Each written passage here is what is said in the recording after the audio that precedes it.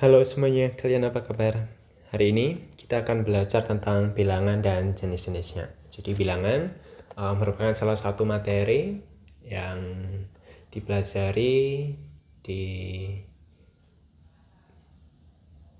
banyak tempat, baik matematika sekolah maupun universitas.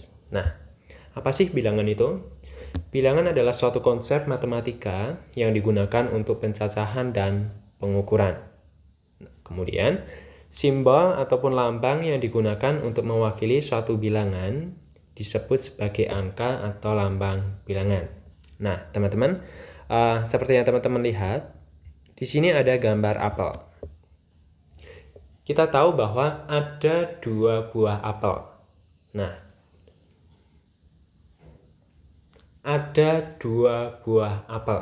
Kita bisa menuliskannya menjadi seperti ini. Misalkan 2 apel.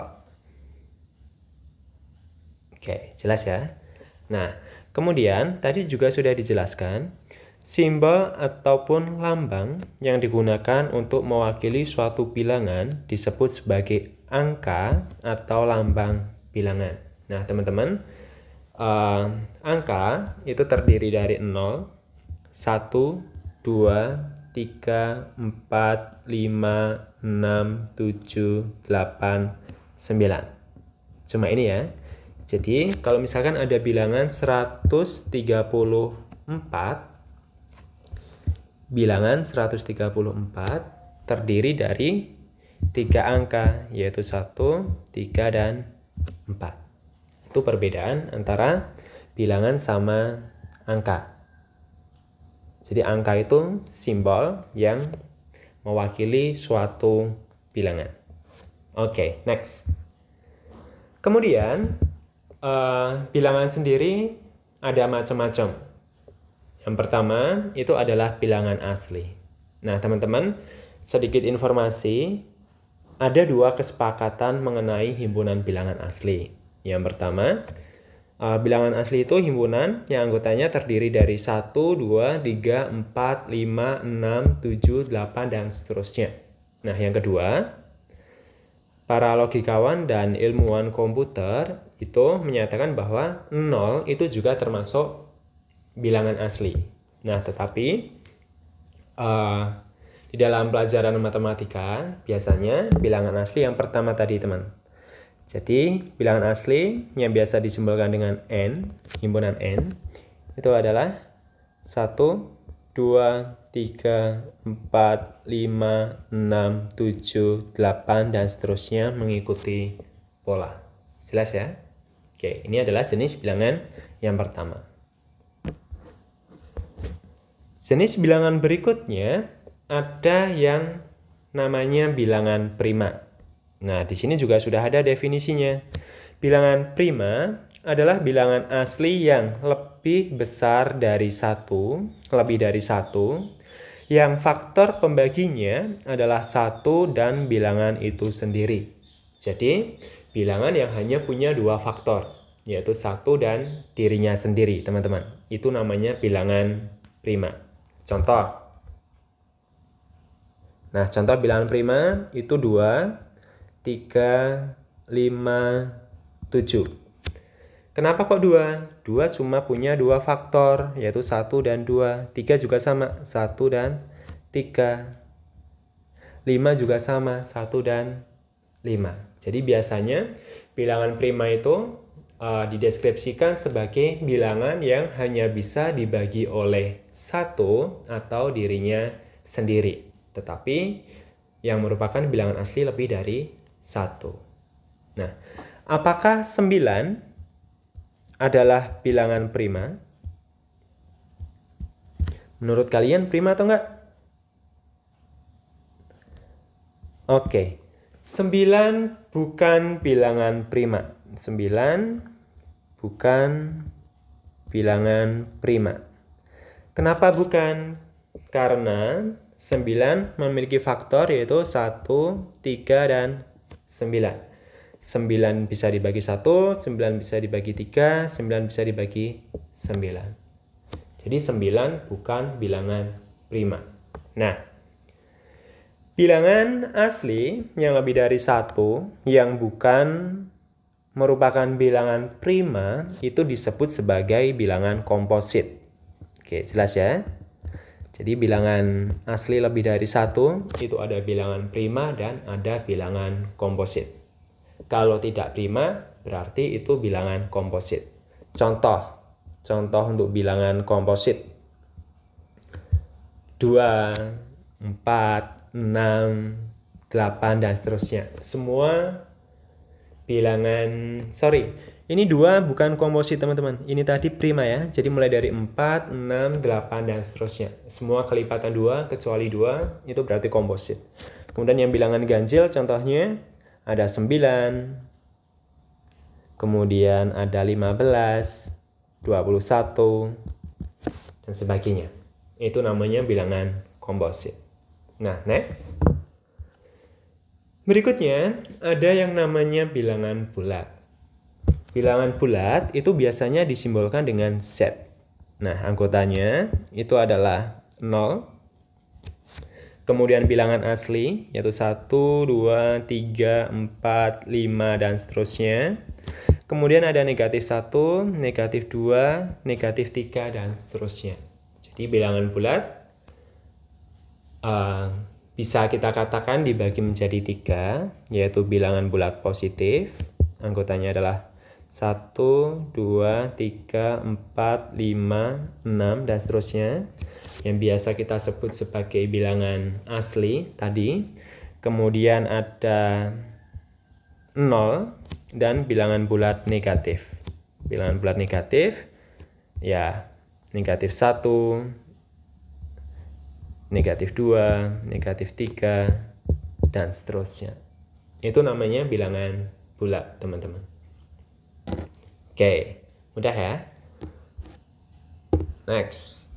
Nah, selanjutnya ada yang namanya bilangan cacah. Bilangan cacah adalah himpunan bilangan bulat yang tidak negatif. Jadi, bilangan bulat yang tidak negatif disebut sebagai bilangan cacah. Ini ya, 0, 1, 2, 3, 4, 5, 6, 7, 8, dan seterusnya. Next. Nah, selanjutnya ada yang namanya bilangan rasional. Apa sih bilangan rasional? Bilangan rasional adalah bilangan yang dapat dinyatakan sebagai P per Q, dengan P dan Q adalah anggota bilangan bulat dan Q tidak sama dengan 0. Ulangi. Bilangan rasional adalah bilangan yang dapat diubah atau dinyatakan sebagai bentuk P per Q. P dan Q adalah anggota bilangan bulat dan Q-nya tidak sama dengan 0. Contohnya, ada setengah, 2 per 3, 4 per 7, 9 per 11, dan seterusnya. Nah, pertanyaannya, apakah bilangan bulat itu juga merupakan bilangan rasional? Oke, contohnya, apakah 3 ini merupakan bilangan rasional? Kira-kira gimana teman-teman? Jawabannya, ya, 3 adalah bilangan rasional. Kenapa? Karena 3 bisa kita ubah menjadi 3 per 1. Oke, cukup mudah ya.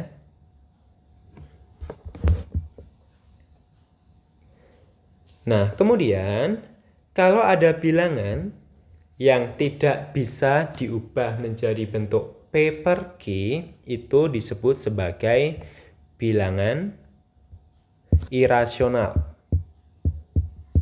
Nah, jadi bilangan irasional itu bilangan yang tidak bisa diubah menjadi bentuk P per Q dengan P Q-nya anggota bilangan bulat dan Q-nya tidak sama dengan 0. Contohnya apa? Nah, contohnya itu ada pi, kemudian akar 2. Oke. Nah, nanti teman-teman bisa melihat video yang lain tentang akar 2. Bukti akar 2 merupakan bilangan irasional. Oke, next. Nah, selanjutnya ada yang namanya bilangan real, teman-teman. Bilangan real atau bilangan real adalah sistem bilangan yang dapat ditulis dalam bentuk desimal.